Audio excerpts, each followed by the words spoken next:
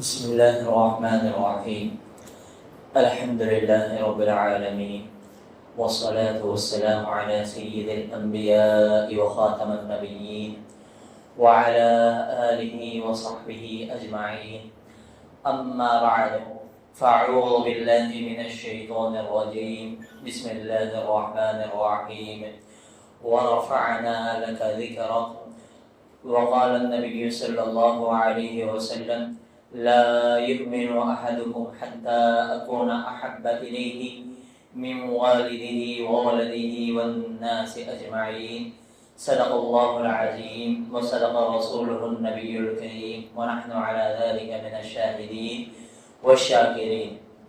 قبل اس کے کہ نبی کریم صلی اللہ علیہ وسلم کی سیرت طیبہ کا آغاز کیا جائے، کچھ ایک دو بطور فائدے کی باتیں بتلا دینا ضروری سمجھتا ہوں۔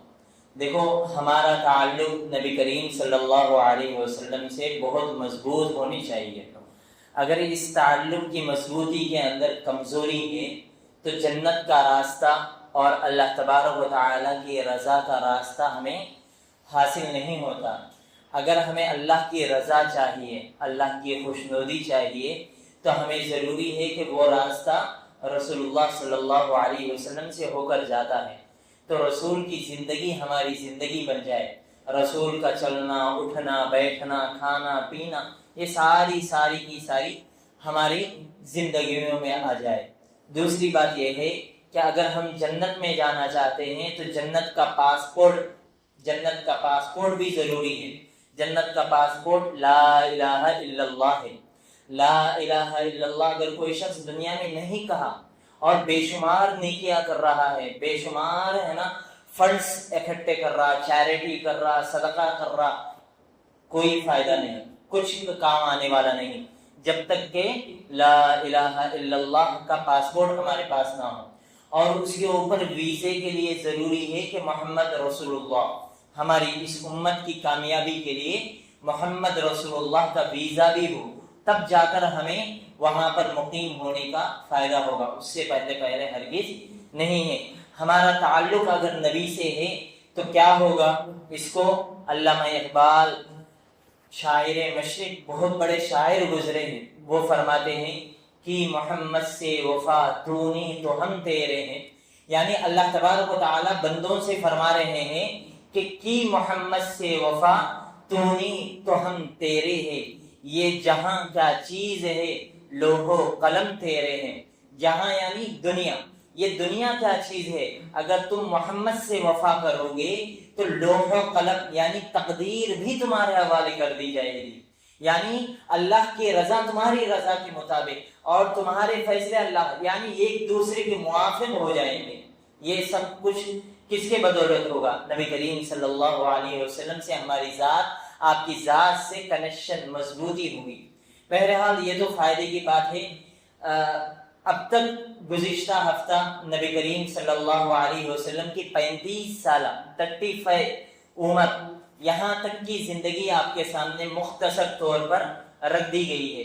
اس درمیان میں نبی کریم صلی اللہ علیہ وسلم کی ہی حیات طیبہ میں خانہ کعبہ کی تعمیر بھی کی گئی ہے۔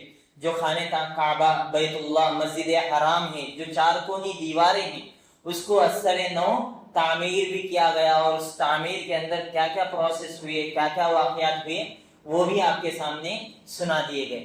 اب اس کے بعد 35 سال 35 اور آپ صلی اللہ علیہ وسلم کو وحی ملی 40 سال کی زندگی میں۔ 40 سال سے درمیان میں یہ جو 5 سال کا وقفہ ہے، اس وقفے کے اندر آپ صلی اللہ علیہ وسلم کو آہستہ آہستہ بہت ہی خلوت نشینی، عزلت نشینی، سوسائٹی سے معاشرے سے کٹ کر تنہائی پسندی یہ زیادہ محبوب ہونے لگی۔ یہاں پر رک کر یہ چیز بھی سن لو کہ نبی کریم صلی اللہ علیہ وسلم ہو یا آپ کے علاوہ جتنے انبیاء ہیں، باضابطہ ان کے پاس وہی تو 40 سال کی عمر میں آئی، باضابطہ ان کے اوپر تو وہی 40 سال کی عمر میں آئی۔ 40 سال سے پہلے بھی وہ نبی نہیں تھے کیا؟ تو سوال یہ ہے کہ وہ 40 سال سے پہلے عام انسان تھے کیا؟ نہیں، وہ نبی تو تھے، پیدائشی ہی نبی ہوتا ہے، پر لیکن نبوت کا ظہور نبوت کی ابتدا، نبوت کا آغاز اللہ تبارک و تعالی 40 سال کی عمر میں فرماتے ہیں۔ 40 سال ہی کیوں؟ اس لیے کہ آدمی کی عمر، پختگی اور عقل پورا 40 سال کی عمر میں ہو کر ہوتی ہے۔ اس سے پہلے وہ کچا ہی رہتا ہے، غلطیوں سے، تجربات سے سیکھتے رہتا ہے۔ وہ گویا کہ پورا سیکھنے کا زمانہ ہے۔ انسانی عقل، پختگی اور اس کے اندر مضبوطی وہ کب آئے گی؟ 40 سال کی عمر میں۔ تو انبیاء علیہ السلام کو اکثر نبی بنایا گیا 40 سال کی عمر میں۔ نبی کریم صلی اللہ علیہ وسلم کے جیسا جیسا یہ عمر کے قریب ہوتے جا رہے ہیں، آپ صلی اللہ علیہ وسلم کو مبشرات آنے جا رہے ہیں۔ مبشرات، رؤیا صالحہ کہتے کسے ہیں؟ اچھے خواب، نیک خواب کو، یعنی ایسا خواب کہ اگر وہ خواب میں دیکھے تو دن میں دیکھ رہے ہیں کہ وہی چھوڑا جو خواب میں ہم دیکھ رہے ہیں سیم ٹو سیم دن میں وہی ہو رہا ہے۔ یہ کیوں ہوتا؟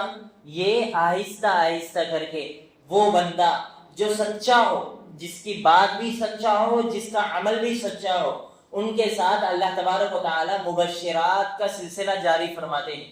مبشرات یعنی اچھے اور نیک خواب، جیسا بندہ خواب میں دیکھتا ویسا ہی سیم ٹو سیم اپنی زندگی میں ہوتا ہوا دیکھے گا۔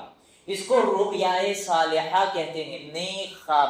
اللہ تبارک و تعالیٰ آج بھی نیک بندوں پہ نیک خواب جاری فرماتے ہیں۔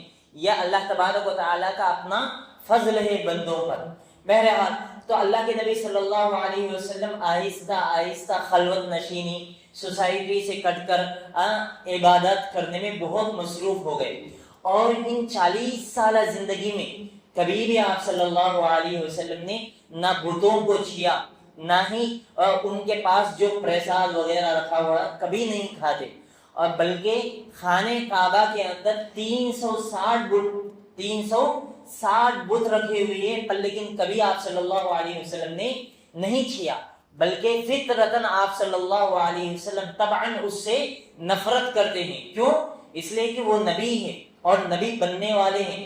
اور یہ چیز بھی یاد رکھنی چاہیے کہ جتنے بھی انبیاء گزرے ہیں وہ معصوم ہوتے ہیں۔ معصوم کہتے کسے ہیں؟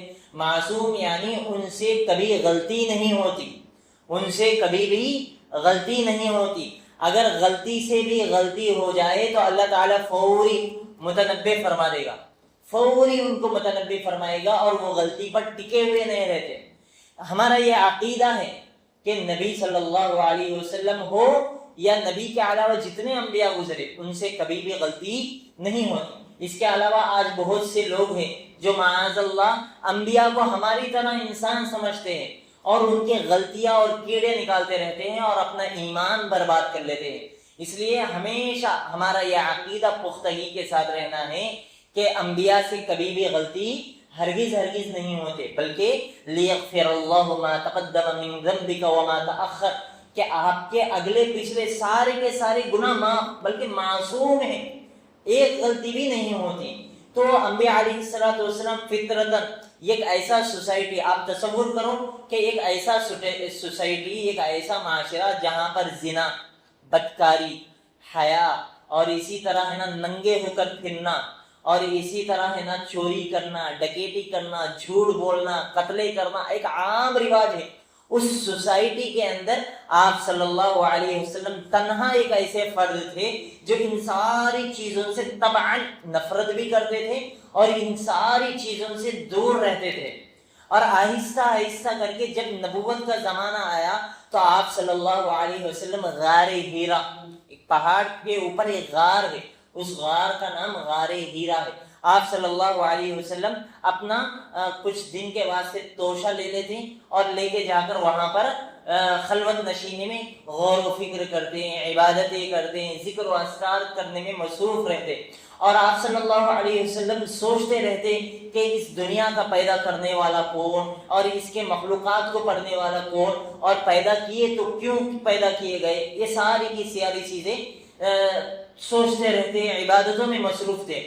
اور جیسا ہی کھانا ختم ہو جاتا پھر آپ صلی اللہ علیہ وسلم آتے، چند دن حضرت خدیجہ رضی اللہ تعالیٰ عنہا کے پاس رہتے، پھر چلے جاتے۔ ایسے ہی زمانہ گزرتا گیا کہ ایک دن اچانک دیکھتے ہیں کہ غار میں ایک انسان اندر داخل ہوا. غار میں انسان ایک فرشتہ داخل ہوا. وہ فرشتہ کون ہے؟ حضرت جبرائیل علیہ السلام. حضرت جبرائیل علیہ السلام داخل ہوتے ہی فرماتے ہیں کہ یہ پڑھیے. نبی صلی اللہ علیہ وسلم فرماتے ہیں کہ مجھے پڑھنا نہیں آتا, میں ان پڑھ ہوں, میں امی ہوں, مجھے پڑھنا نہیں آتا. تو جبرائیل علیہ السلام فرماتے ہیں کہ پڑھیے, اسے پڑھیے. پھر وہ کہتے کہ مجھے پڑھنا نہیں آتا. تو جبرائیل علیہ السلام نبی کو لے کر اس طرح خوب دبوچتے, سینے سے سینہ لگا کر خوب دبوچ کر پھر فرماتے کہ پڑھیے. نبی صلی اللہ علیہ وسلم فرماتے کہ میں پڑھنا ما انا بقاری, میں پڑھنا نہیں جانتا, مجھے نہیں آتا. پھر حضرت جبرائیل علیہ السلام دبوچتے, اس طرح 3 مرتبہ ہوتا اور اتنی سختی سے دبوچتے کہ آپ صلی اللہ علیہ وسلم فرماتے ہیں کہ میری جان نکلنے کو تھی, اتنی سختی سے دبوچتے ہیں. پھر اس کے بعد فرماتے کہ اس کو پڑھیے. تو آپ صلی اللہ علیہ وسلم فرماتے ہیں کہ میں کیا پڑھوں؟ تو سب سے پہلی پارے 30 کے اندر سورہ علق, اقرأ بسم ربک الذی خلق خلق الانسان من علق, یہ چند آیات نازل ہوتے ہیں. یہ چند آیات جب آپ صلی اللہ علیہ وسلم پڑھنا شروع کر دیتے, یہ گویا کہ معجزہ اور وحی کی سب سے پہلی آغاز ہوا. اور اس کے بعد یہ بشارت سناتے کہ آپ اس امت کے نبی ہیں اور آپ کو خدائی پیغام دیا جانے والا ہے اور آپ کے اوپر ایک ذمہ داری ڈالنے والی ہے. آپ کا کام یہ ہے کہ آپ امت تک اس بات کو پہنچایا جائے. آپ صلی اللہ علیہ وسلم یہ بار نبوت یعنی نبوت کا بوجھ اتنا بھاری ہے, چونکہ 3 مرتبہ دبوچا گیا اور اتنی سختی سے دبوچا گیا کہ جان نکلنے کو تھی. تو آپ صلی اللہ علیہ وسلم کو ڈر تھا کہ ہر مرتبہ وہی ایسی ہی ہوتی شاید. اور اسی طرح نبوت کی ذمہ داری ایک چھوٹی موٹی ذمہ داری نہیں, بلکہ بہت ہی سخت ذمہ داری ہے کہ جس کے اندر کمی کوتاہی ہرگز نہیں ہونا ہے. تو آپ صلی اللہ علیہ وسلم اور فرشتہ آئے ہوئے ہیں, تو طبعاً غیر محسوس طریقے سے ڈر پیدا ہوا اور آپ صلی اللہ علیہ وسلم فوری غار ہیرا سے نکل کر گھر چلے جاتے اور گھر جا کر ڈرتے ڈرتے کہتے ہیں کہ زملونی, مجھے چادر اڑاؤ, کہیں میرے جان جانے کا اندیشہ ہے کہ فرشتہ آیا ہوا ہے اور یہ آیا ہوا ہے. تو حضرت خدیجہ فوری طور پر چادر اڑاتی, تسلی دینے کے بعد فرماتی کہ کیا واقعہ ہوا, آپ کے ساتھ کیا چیز پیش آیا. تو آپ صلی اللہ علیہ وسلم تسلی فرمانے کے بعد فرماتے سارا واقعہ فرماتے کہ ایسا ہوا. تو حضرت خدیجہ رضی اللہ تعالیٰ تسلی کے کلمات فرماتے کہ واللہ, خدا کی قسم, اللہ آپ کو ہرگز ضائع نہیں کرے گا اور آپ کے اوپر شیطان یا جنات کو کچھ اثر نہیں ہے, بلکہ آپ تو بہت با اخلاق انسان ہیں. یتیموں کو, غریبوں کو, حاجت رواؤں کو, مسافروں کو, ان ساروں کو آپ ہی دیکھ بھال کرنے والے ہیں, رشتوں کو جوڑنے والے ہیں. تو کوئی ایک ایسا انسان جو ایسی صفات رکھنے والا ہے, تو اللہ اس انسان کو یوں ہی ضائع ہرگز نہیں فرمائے گا. آپ پریشان نہ ہو, آپ تسلی رکھیے. یہ تسلی کے کلمات کہنے کی وجہ سے آپ صلی اللہ علیہ وسلم کو فطرتاً بھی وہ ڈر چلا جاتا. یہاں پر رک کر ایک بطور فائدے کی بات سن لے کہ دیکھو, عورتیں طبعاً بہت گھبرا جاتی ہیں. عورتیں کبھی بھی ان کے کوئی بھی ایک نئی بات یا گھبراہٹ کی بات یا مصیبت کی بات ہے تو جذبات میں آ کے پریشان ہوتے ہیں. اس کے برخلاف آپ دیکھیے حضرت خدیجہ رضی اللہ تعالیٰ عنہ پریشان نہیں ہوئی, بلکہ ان پریشانی کے اندر پوری ثابت قدمی کے ساتھ آپ صلی اللہ علیہ وسلم کو تسلی دیا, گویا کہ تسلی فرمایا. اس سے ایک سبق علماء دیتے ہیں کہ عورتوں کو چاہیے کہ وہ کیا کرے, اگر شوہر کوئی پریشانی کی بات ذکر کرے یا کوئی پریشانی لاحق ہونے کی بات سنائے تو وہ بھی پریشان ہو کر اور پریشان نہ کرے, کیونکہ عورت پریشان ہوئی, مرد بھی پہلے سے ہی پریشان, تو پریشانی میں اور پریشانیاں کھڑے ہوتے اور بے چینی شروع ہوتی ہے. اس کے بجائے ہونا یہ چاہیے کہ عورتیں تسلی دیں, پھر بعد میں اس کا حل تلاش کریں. بہرحال تو حضرت خدیجہ رضی اللہ تعالیٰ تسلی دے کر حضرت خدیجہ اپنے چچا کے پاس جاتی. وہ چچا کون؟ چچا کا نام ورقہ بن نوفل, اور یہ چچا اس وقت عیسائی مذہب قبول کیے ہوئے, اس زمانے میں جو سچا مذہب جو سمجھا جاتا ہے عیسائی مذہب تھا، تو وہ ورقہ بن نوفل یہ بت پرستی سے، یہ پوجا پاٹ سے سب سے بیزار ہو کر کیا عیسائی قبول کیے ہوئے تھے۔ تو حضرت خدیجہ فوری طور پر جا کر ورقہ بن نوفل کو پورا حال سناتی کہ ایک کوئی آئے، ایسا ایسا ایسا ایسا معاملہ ہوا ہمارے شوہر کے ساتھ۔ تو ورقہ بن نوفل کہتے ہیں کہ اگر یہ بات سچی ہے جو آپ تم کہہ رہی ہو، تو یہ وہی فرشتہ ہے، یہ وہی فرشتہ ہے جو عیسیٰ کے پاس آتا ہے، اگر بات وہی ہے تو یہ اس امت کے نبی ہونے والے ہیں۔ پھر حضرت خدیجہ آپ صلی اللہ علیہ وسلم کو لے کر ورقہ بن نوفل کے پاس آتی۔ ورقہ بن نوفل فرماتے کہ بھتیجے تم کیا کہتے ہو، زبانی کہو، میں خود کانوں سے سننا چاہتا ہوں۔ تو حضرت آپ صلی اللہ علیہ وسلم پوری داستان جو آپ کے ساتھ پیش آیا وہ سارا کا سارا قصہ سناتے۔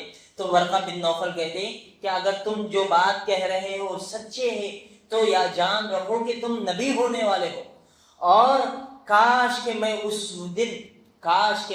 اس دن طاقتور ہوتا تو میں تمہاری ضرور مدد کرتا جس دن تمہاری قوم تمہارے اس شہر سے تمہیں نکالے گی، یعنی کہ مکے کے لوگ تمہیں اس شہر سے نکال دیں گے۔ تو آپ صلی اللہ علیہ وسلم کو تعجب ہوتا کہ میرے لوگ مجھے شہر سے نکالیں گے؟ تو ورقہ بن نوفل کہتے ہیں کہ ہاں ہر وہ نبی جو بات تم لے کر آئے ہیں، جو بھی یہ بات لے کے آئے گا قوم اس کو نہیں مانتی اور باہر نکال دیتی ہے۔ چنانچہ ہوا بھی یوں کہ مکے میں بات نہیں پہنچی، لوگوں نے نہیں سنا، تو آپ صلی اللہ علیہ وسلم ہجرت کرنے پر مجبور ہوئے اور ہجرت کر کے مدینہ گئے۔ تو کیونکہ قوم نے ان کی بات کو نہیں سنا اور باہر نکال دیا۔ بہرحال ورقہ بن نوفل اس وقت 90 اور 100 سال کے ہو گئے تھے، اس لیے وہ کہہ رہے تھے کہ اس دن جس دن آپ کو مکے کے سارے لوگ آپ کو نکال دیں گے، اس دن اگر میں طاقتور رہتا اور میں زندہ رہتا تو تمہاری مدد کرتا، پر لیکن کاش کہ میں رہتا تو۔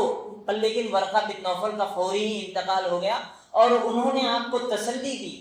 اب جیسے ہی آپ صلی اللہ علیہ وسلم کے ساتھ یہ معاملہ پیش آیا تو آپ صلی اللہ علیہ وسلم دیکھتے ہیں کہ جہاں کہیں سے گزر رہے ہیں، ہر پتھر، ہر درخت، ہر چیز سے آواز آ رہی ہے، السلام علیکہ یا رسول اللہ، السلام علیکہ یا رسول اللہ۔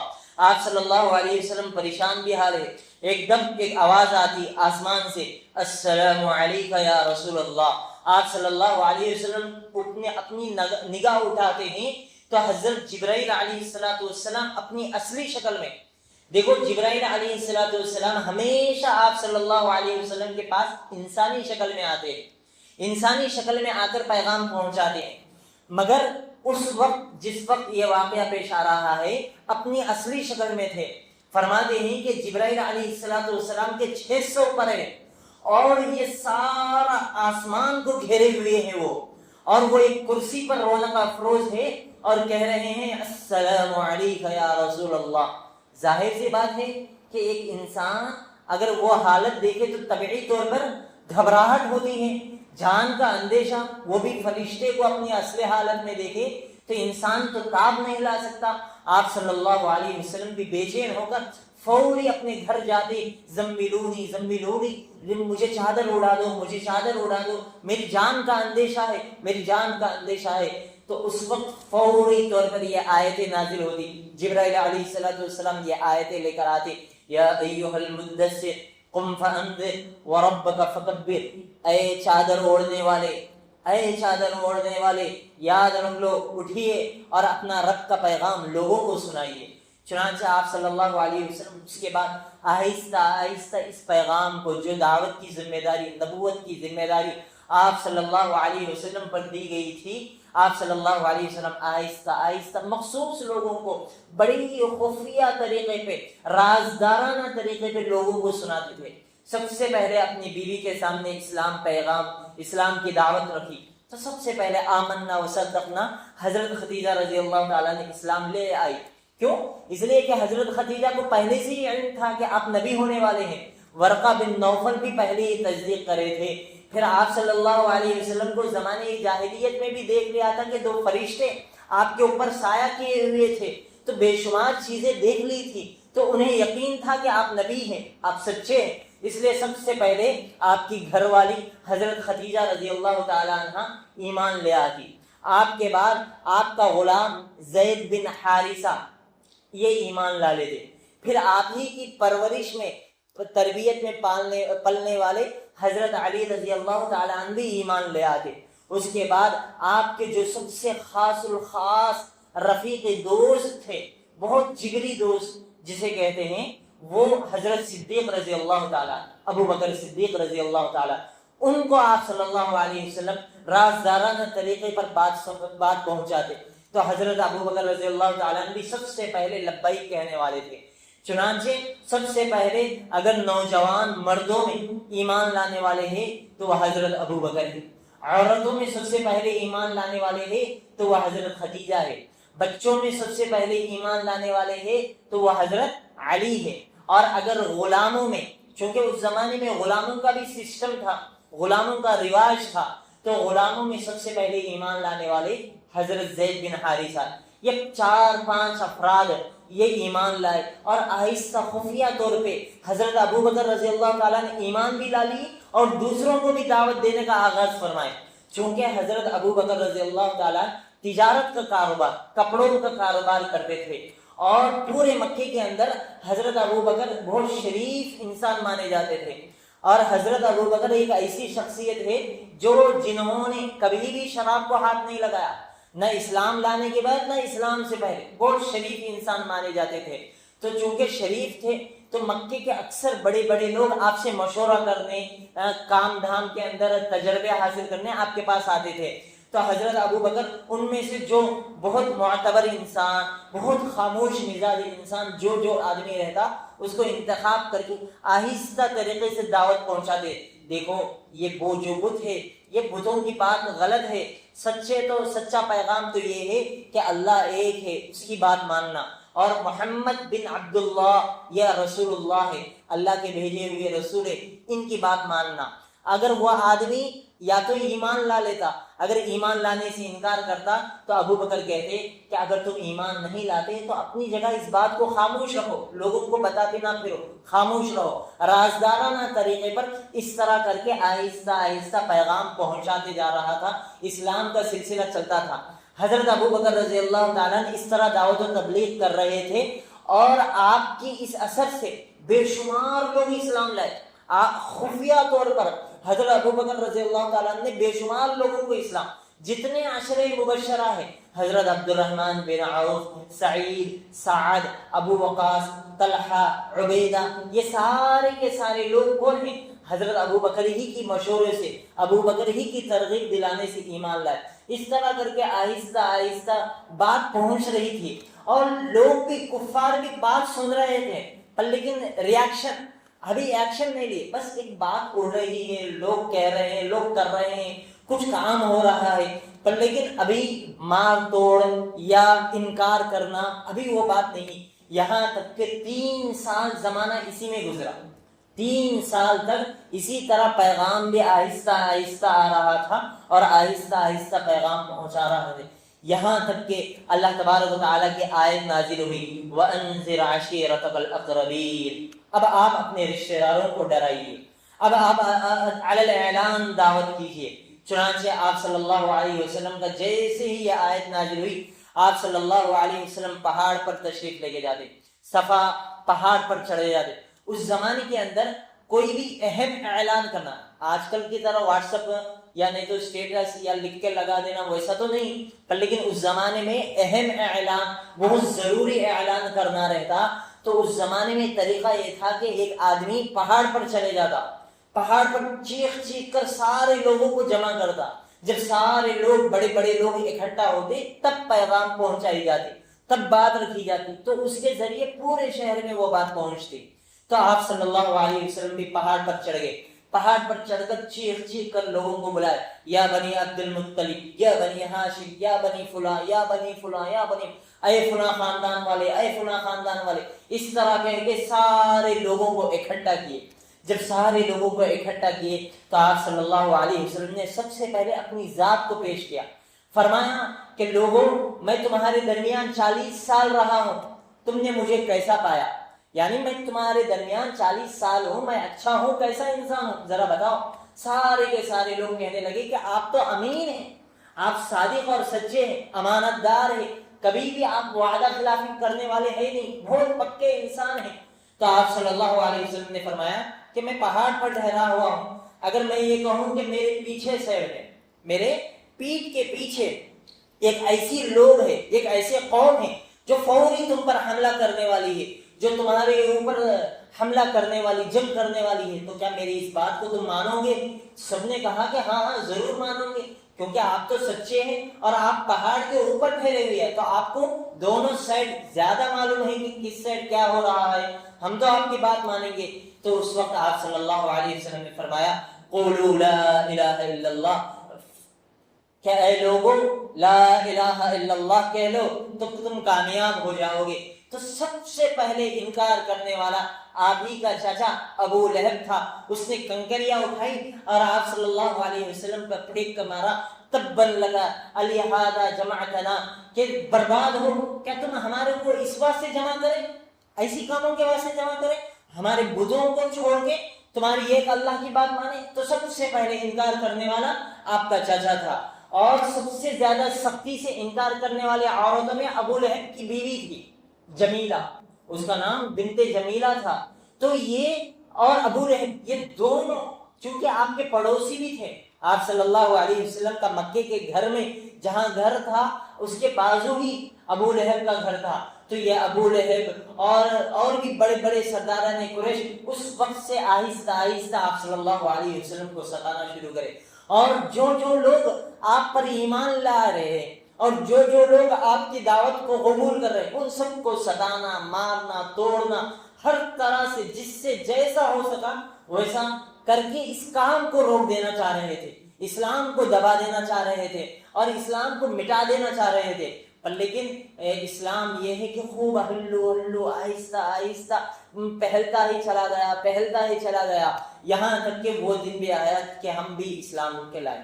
بہرحال آپ صلی اللہ علیہ وسلم جیسے ہی یہ پیغام آیا، آپ صلی اللہ علیہ وسلم ہر جگہ، ہر وقت، ہر جگہ ایمان کی دعوت، اسلام کی دعوت، لوگوں کو بلا رہے ہیں اسلام کی دعوت۔ جیسے جیسے آپ صلی اللہ علیہ وسلم دعوت و تبلیغ کر رہے تھے، ویسے کفار مکہ آپ کے پیچھے ہاتھ دھوئے بیٹھے ہوئے تھے، آپ کو ستانا، آپ کے اوپر کچرا پھینکنا، آپ کے اوپر کیچڑ ڈالنا، آپ کے اوپر نعوذ باللہ من ذالک تھوکنا، ہر طرح کی منمانی کر رہے تھے۔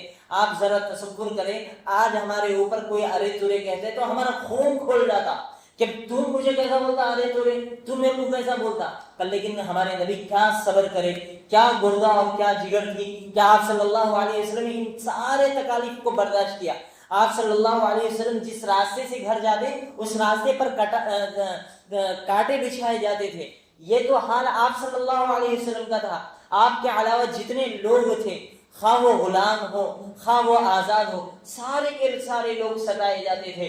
ہم بارہا بلال حبشی کا واقعہ سنتے ہیں کہ بلال حبشی کو تپتی ہوئی ریت پہ لٹایا جاتا اور آپ کے اوپر سخت چٹان سینے پہ بٹھایا جاتا کہ کروٹ بھی نہ لے، اور یہاں تک کہ آپ کا سارا پیٹ داغدار ہو جاتا۔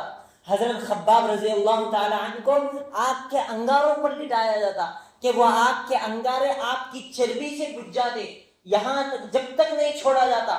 یہ سختی تھی۔ اور اس کے علاوہ بعض لوگ، سب سے پہلے سمیہ رضی اللہ تعالی عنہ، یہ عمار بن یاسر کی والدہ تھی۔ یہ کمبخت ابو جہل نے حضرت سمیہ کو ایک ہاتھ ایک اونٹنی کے ساتھ بانٹ کر دونوں کو دو مختلف سمتوں میں بھگایا۔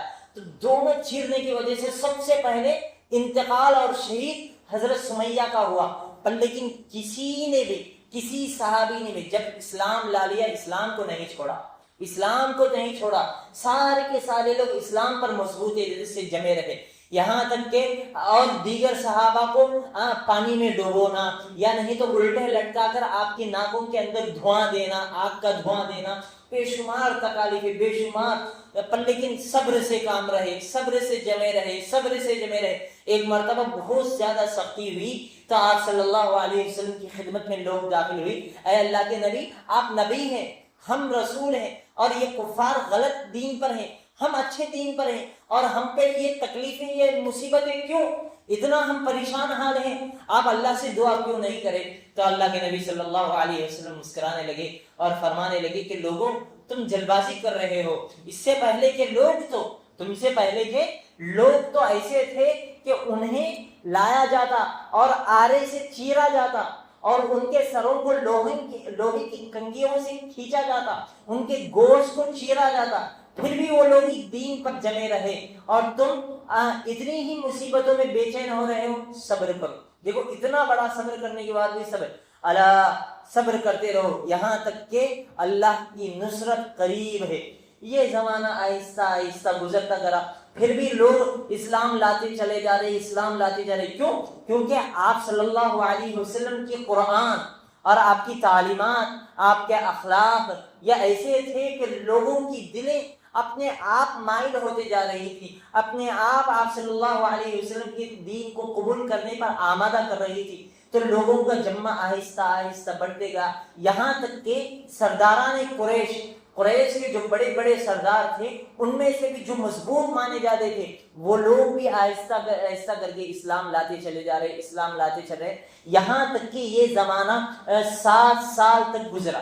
آپ صلی اللہ علیہ وسلم کو 40 سال کی زندگی میں نبوت ملی، 47 سال تک آپ صلی اللہ علیہ وسلم انہی مصیبتوں، انہی پریشانیوں میں دعوت و تبلیغ کا کام کر رہے تھے، اور آہستہ آہستہ لوگ جڑ بھی رہے تھے اور تعداد بڑھ بھی رہی تھی۔ اسی زمانے میں جب تکلیفیں اور مصیبتیں بہت زیادہ ہو گئی تو آپ صلی اللہ علیہ وسلم نے لوگوں کو ہجرت کرنے کا حکم دیا۔ ہجرت کیا ہے؟